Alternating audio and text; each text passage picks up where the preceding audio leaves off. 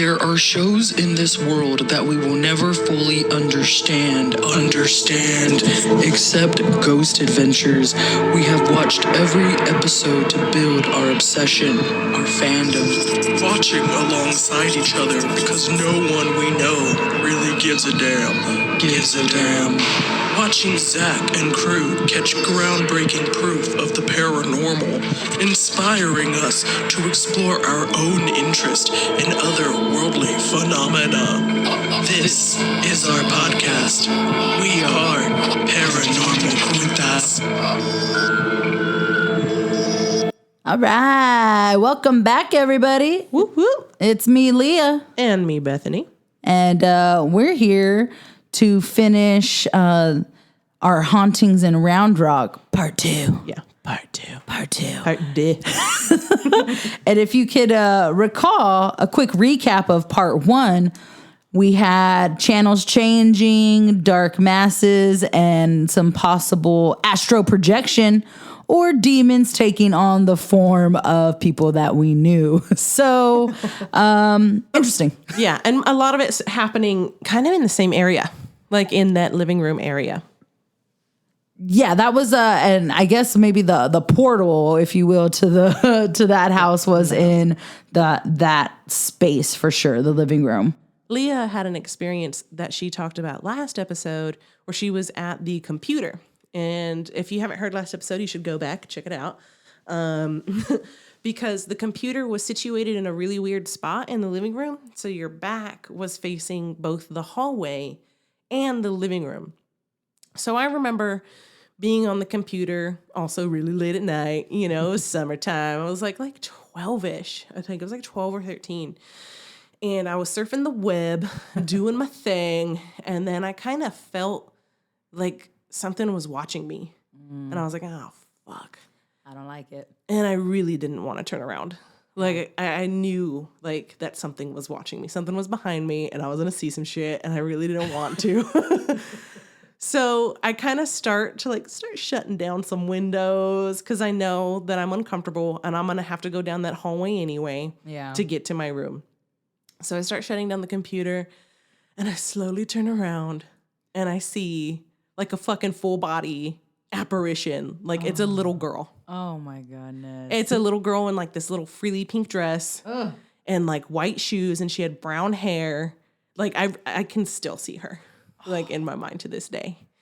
But I was like, oh, fuck this. I just got a chill down my back. Yeah, no, totally. Little kid.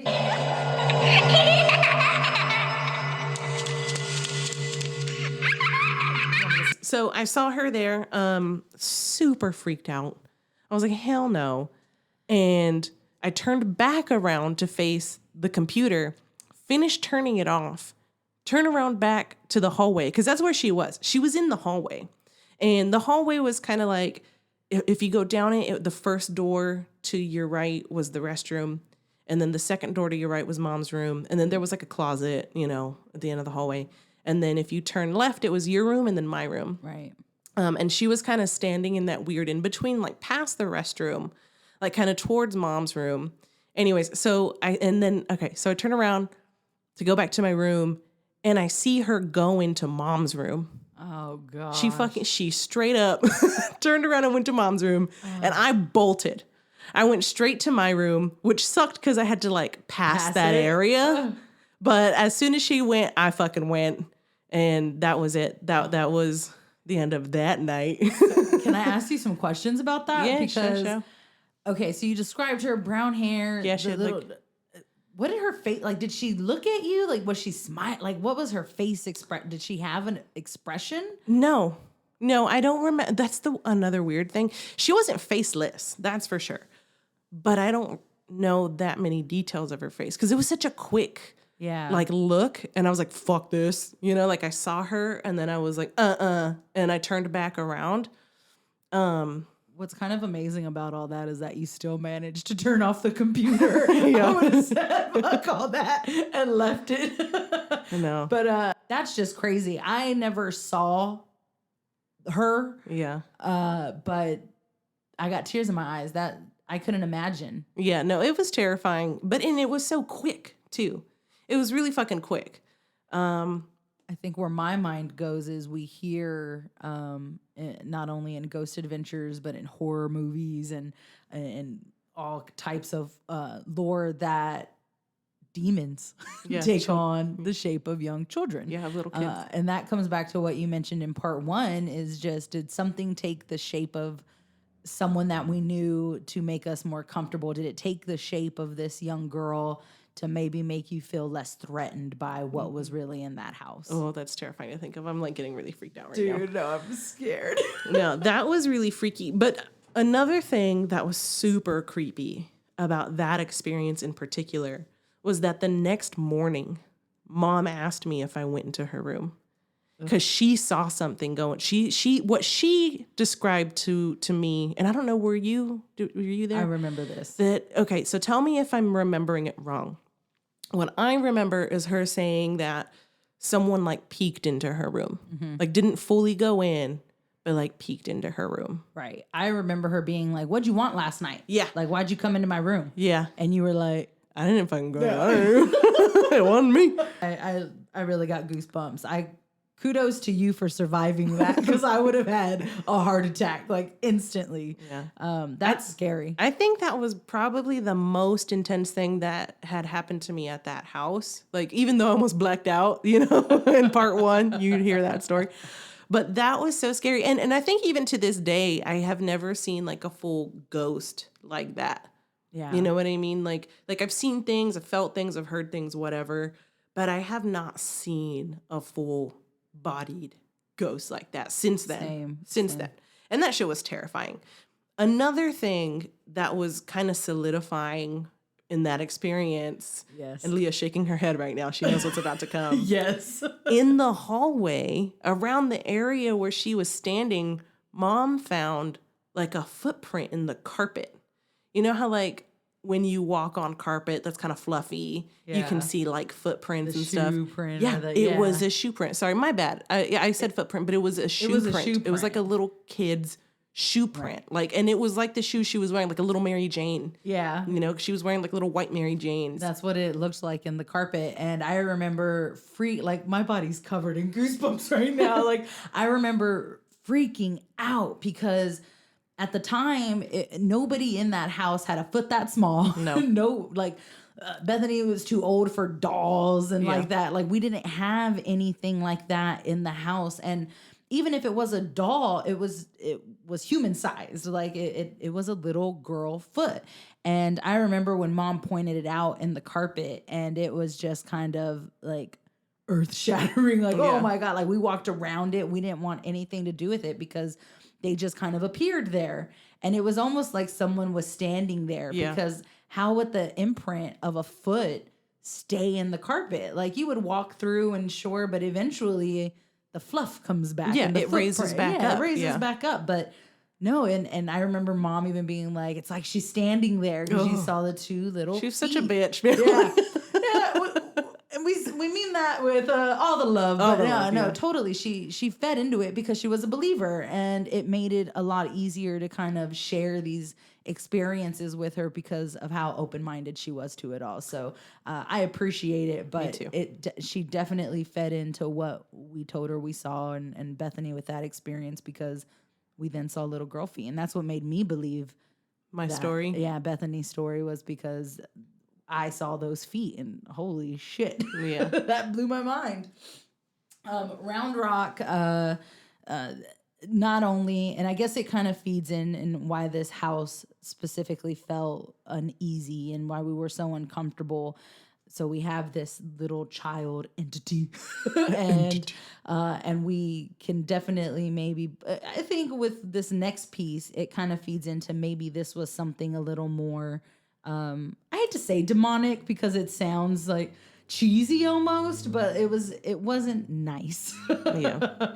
So the house was a 3-bedroom, 2-bathroom, and in the master bedroom, the master bathroom, we noticed, and it was, and this is how I remember it, so definitely check me if I'm wrong. I remember Mom seeing the face first. So in the restroom door, it was wood, and you can see like the grain of the wood and kind of like where it was cut and fined and all that stuff. And there was a face, and a part of me wishes we had pictures of this because it was so vivid. And why we never saw it before kind of blows my mind because of how detailed it was. But it was this demonic, when people describe the devil, that's what that face looked like pointy kind of chin. And it was kind of like yelling almost. Yeah. It was very animated. Yeah. Now, what kind of blew our minds with this is that in the main restroom, The one in the hallway. the one the in haunted the hallway. Well, the one in the haunted hallway.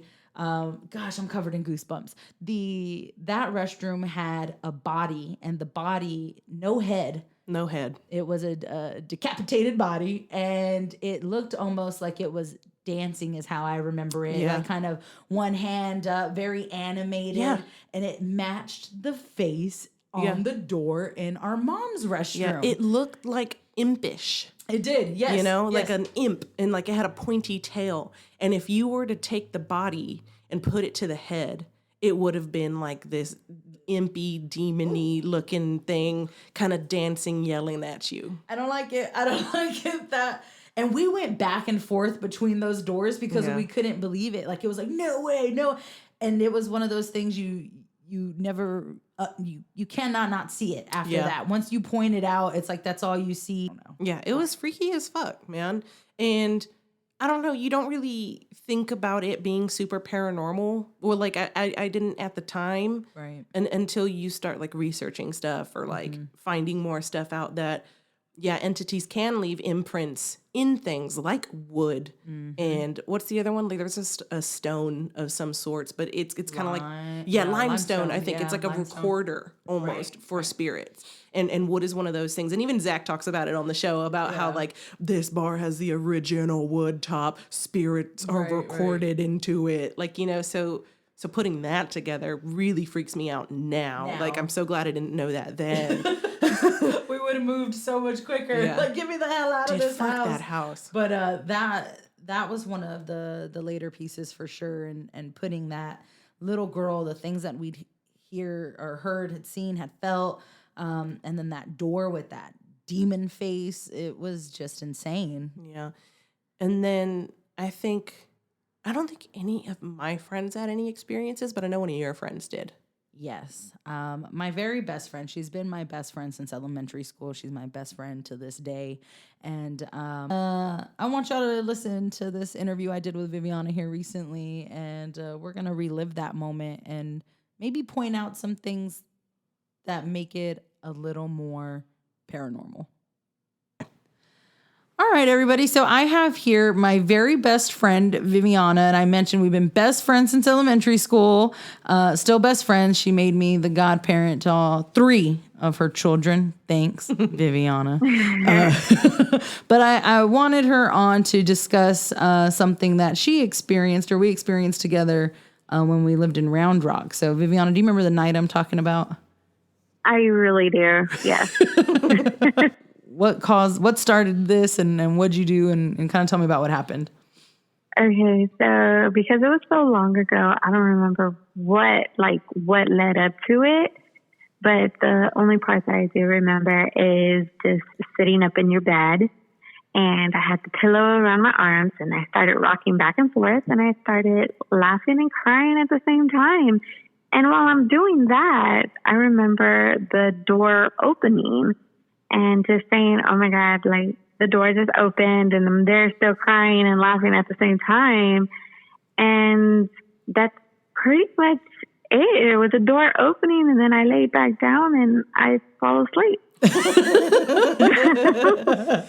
I'm curious. Did you start laughing like before the door opened or like right when it opened? Like I want to believe that I was doing it before it happened. Like I was literally like sitting up already, rocking back and forth like a crazy person, crying and laughing at the same time. And then all of a sudden the door opens and I'm just like, oh my God. And I remember freaking out and you were laughing and you were like, I can't stop. And I was begging you to like stop because you were scaring the shit out of me. I was like, please, Viviana, just stop. You were like, I can't. And you were like, and it was you, I felt like you were laughing because you didn't know why you were crying. How old were y'all? Oh gosh. Yeah. How were we in high school? This was high school, wasn't it? I want to believe this was high school. This had to have been like freshman, sophomore year. Yeah, definitely. Roughly in that time frame. Now, what gets me is I think we believed my mom did it.